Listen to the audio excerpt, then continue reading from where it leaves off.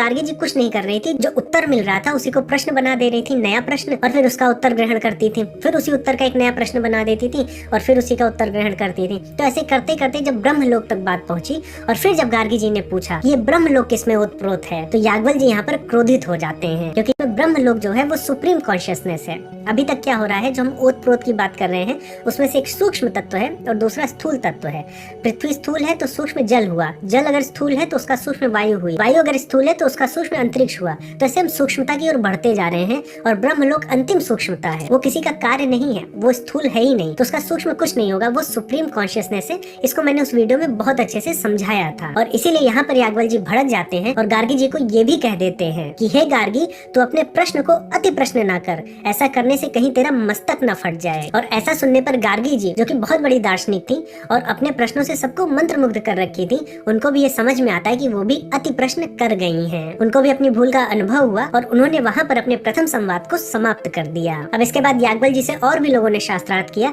लेकिन गार्गी जी यहाँ पर शांत नहीं होने वाली थी। ये संवाद तो वो समाप्त हो गया, लेकिन वो दूसरे संवाद की तैयारी करने लगी थी, क्योंकि वो अभी हारी नहीं थी। इसलिए जैसे ही उनको अवसर मिलता है वो दूसरी बार भी याज्ञवल्क्य जी से शास्त्रार्थ में प्रवेश कर जाती हैं। और जब ये दूसरी बार शास्त्रार्थ होता है तो यहाँ पर वो केवल 2 प्रश्न पूछती हैं, जो इतने गूढ़ थे कि अगर उनके उत्तरों को हम समझ ले तो हमें परब्रह्म समझ में आ जाएंगे। तो ये 2 प्रश्न क्या थे और इनके उत्तर क्या थे, आइए अब आगे समझते हैं।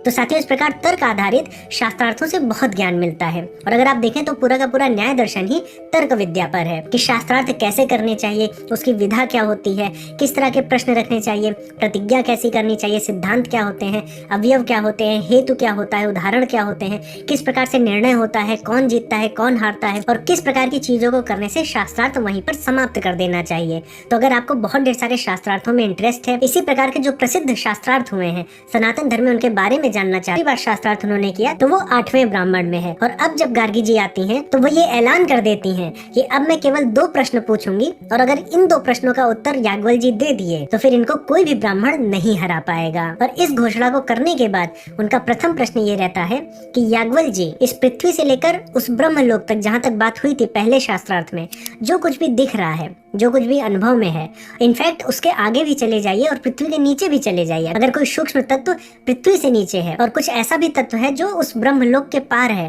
तो सब कुछ आप ले लीजिए। और इतना सब कुछ लेने के बाद साथ में समय भी ले लीजिए, काल, भूत, भविष्य, वर्तमान, ये सब जब हम देखते हैं तो अब मुझे बताइए कि ये सब किसमें ओतप्रोत हैं। तो यहाँ पर हम गार्गी जी की जिज्ञासा को समझ सकते हैं कि वो जानना चाहती हैं कि सब कुछ, चाहे वो स्पेस में हो या टाइम में हो, और स्पेस में भी जितना हमें पता है वो तो ठीक है, जो हमें ज्ञान से पता है कि पृथ्वी से ब्रह्मलोक तक, उसके अलावा भी कुछ है, कुछ मल्टी डायमेंशन में है, कुछ मल्टीवर्स है, कुछ भी है, वो सब मिलाकर, पूरा स्पेस मिलाकर, जो भी अस्तित्व में है, जो भी व्यक्त हुआ है, जो भी एक्सप्रेस्ड है, साथ में इस स्पेस को चलाने वाला जो टाइम है, चाहे वो भूत हो, वर्तमान हो, भविष्य हो, वो सब मिलाकर जो ये एक तत्व बनता है वो किसमें उत्प्रोत है, ये वो जानना चाहती हैं। इस पर याज्ञवल्क्य जी उत्तर देते हैं कि इस पृथ्वी से लेकर ब्रह्मलोक, जो द्युलोक की बात हम कर रहे हैं, अगर उसके परे हम जाएंगे तब वहां पर जो स्थिति है, जो तत्व है, उसको हम सूत्र कहते हैं। और अगर इस सूत्र को आप पूछेंगी कि ये किसमें ओतप्रोत है, तो ये सूत्र आकाश तत्व में ओतप्रोत है। यानी कि जो सबसे सूक्ष्मतम कारण तत्व है, जिससे सब कुछ ये कार्य हुआ है,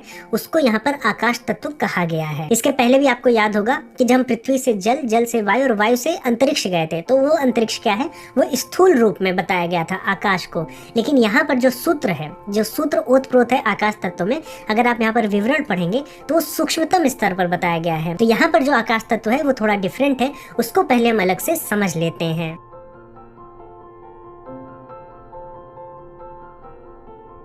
साथियों, जब हम आकाश तत्व की बात करते हैं, सूक्ष्मतम आकाश तत्व की, तो हमें पता है कि जो आकाश तत्व है स्थूल रूप में भी अविनाशी है, उसका विनाश नहीं हो सकता, अविभाज्य है, हम उसको विभाजित नहीं कर सकते, स्पेस को हम तोड़ नहीं सकते, उसके साथ वो अनंत है। अभी तक हम था नहीं पाए हैं कि ब्रह्मांड कितने स्पेस में फैला हुआ है, तो अपने स्थूल रूप में ही वो अनंत है, अविभाज्य है, अविनाशी है। तो अपने सूक्ष्म रूप में वो कैसा होगा इसका अंदाजा भी नहीं लगाया जा सकता, लेकिन हम इसको स्थूल रूप में पहले समझेंगे तब हमें आकाश तत्व का सूक्ष्मतम स्वरूप समझ में आएगा। जैसे कि जब 5 तत्वों की हम बात करते हैं, चाहे जल, अग्नि, वायु, आकाश और पृथ्वी की, तो इसमें जो 4 हैं, जल, अग्नि, पृथ्वी और वायु, ये जो चार है ये आपस में आने से एक दूसरे का स्वरूप बदल सकते हैं, एक दूसरे को प्रभावित करते हैं। जैसे वायु है वो अग्नि को बुझा सकती है या अग्नि लगा सकती है, अग्नि को जल बुझा सकता है, जल वायु में घुल सकती है, तो एक दूसरे को प्रभावित करते हैं। लेकिन आकाश एक ऐसा तत्व है जो केवल बैकग्राउंड में है, वो प्रभावित नहीं होता है। इसीलिए आकाश तत्व को सबसे ज्यादा शुद्ध तत्व माना गया है और वो अंतिम ऐसा तत्व है जो सब में ओतप्रोत है,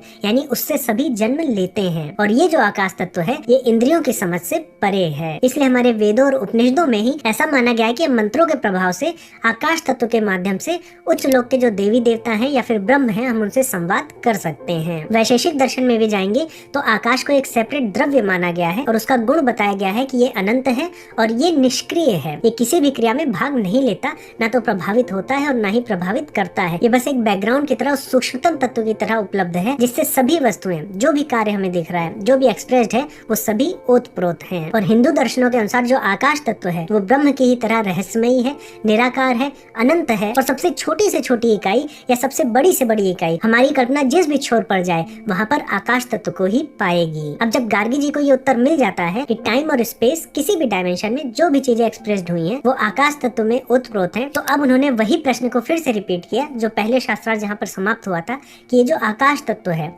ये किसमें फाइनली ओतप्रोत है। यानी अगर हम इस आकाश तत्व को कार्य मान ले तो इसका कारण क्या होगा, ये गार्गी जी का अंतिम प्रश्न था। और यहाँ पर याज्ञवल्क्य जी गार्गी जी को बताते हैं कि जो आकाश अंतिम तत्व की बात की थी ये ओतप्रोत होता है ब्रह्मवेत्ता अक्षर में। अब ये अक्षर तत्व क्या होता है इसको हम जान लेते हैं।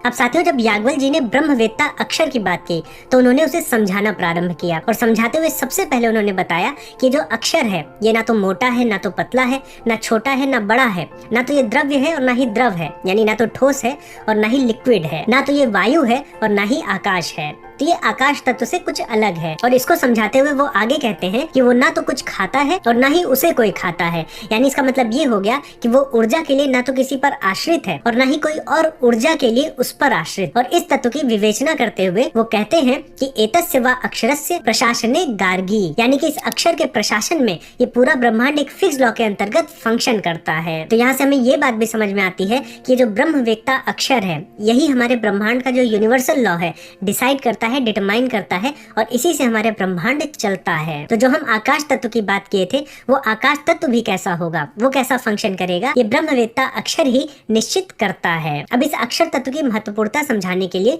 याज्ञवल्क्य जी ये कहते हैं कि जो भी इस अक्षर तत्व को बिना जाने यज्ञ करता है, हवन करता है या सालों साल तपस्या करता है उसको कुछ भी लाभ नहीं मिलता। और जो इस अक्षर तत्व को जाने बिना मर जाता है वो दरिद्र होता है। और कोई भी ब्राह्मण तब तक ब्राह्मण नहीं बन सकता जब तक वो इस अक्षर तत्व को समझ ना ले। और इसको और गहराई से समझाने के लिए याज्ञवल्क्य जी गार्गी जी को कहते हैं कि ये जो अक्षर तत्व है ये दृष्टि का विषय नहीं है, ये दृष्टा है, यानी कि ये दृश्य नहीं है, सीन नहीं है, ये तो देखने वाला है। आप आंख से देखते हैं और आपकी आंख इस अक्षर तत्व से देखती है। अगर आप कान से सुनते हैं तो आपका कान इस अक्षर तत्व से सुनता है, यानी कि जो अक्षर तत्व है ये सुनाई देने वाली चीज नहीं है बल्कि ये श्रोता है, यानी कि ये किसी का कार्य नहीं है, ये सिर्फ और सिर्फ कारण है। और इसीलिए आकाश तत्व जो है वो अक्षर में ओतप्रोत है और यही जो ब्रह्म रूपी अक्षर तत्व है यही ओम है। इसीलिए कहा जाता है कि ओम इति एतत् अक्षरम इदम सर्वम, यानी कि ओम यह अक्षर ही सब कुछ है। और वो आगे कहते हैं कि त्रिकाल में और त्रिकालातीत में, यानी कि भूत, वर्तमान और भविष्य में और इन तीनों कालों के परे भी, यानी त्रिकालातीत में भी जो कुछ भी जानने योग्य है और जो कुछ भी जानने वाला है वो सब ब्रह्म रूपी अक्षर तत्व ओम ही है। और इस प्रकार से महर्षि याज्ञवल्क्य जी उस अक्षर तत्व की विवेचना करते हैं जिससे गार्गी जी संतुष्ट होती हैं और उस भरी सभा में घोषणा करती हैं कि ब्रह्म संबंधी वार्तालाप में महर्षि याज्ञवल्क्य जी से अब कोई ब्राह्मण जीत नहीं सकता। और होता भी ऐसा है, राजा जनक जी के दरबार में जितने भी ब्राह्मण बचते हैं जो बाद में उनसे शास्त्रार्थ करते हैं याज्ञवल्क्य जी से, वो सभी के सभी हार जाते हैं। तो जो अक्षर तत्व है जिसकी बात यहाँ पर याज्ञवल्क्य जी ने की है उसको ही हम सनातन धर्म में परब्रह्म कहते हैं या फिर ओंकार कहते हैं। और अक्षर इसलिए कहा जाता है क्योंकि जिसका क्षरण ना हो वही अक्षर है और इस तत्व का क्षरण कभी नहीं होता है क्योंकि ये स्वयं की सिद्धि से हमेशा विद्यमान रहता है। तो साथियों, कुछ इस प्रकार से शास्त्रार्थ होते थे। अगर